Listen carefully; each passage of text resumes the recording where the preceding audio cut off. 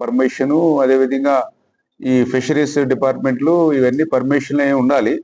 పక్క రైతులు గాని ఎవరైనా అబ్జెక్షన్ పెడితే వాళ్ళు పర్మిషన్ ఇవ్వడానికి ఉండదు. మా దగ్గర కూడా వస్తారు కొంతమంది.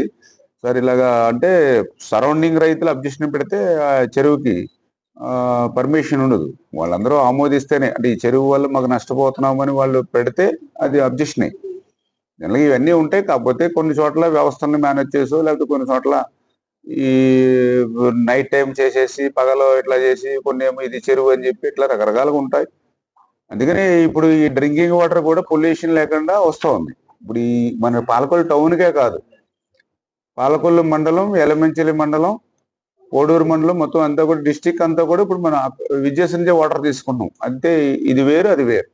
ఇప్పుడు వాటికి కూడా వాటర్ వస్తుంది మనకి విజయేశ్వర్ నుంచి.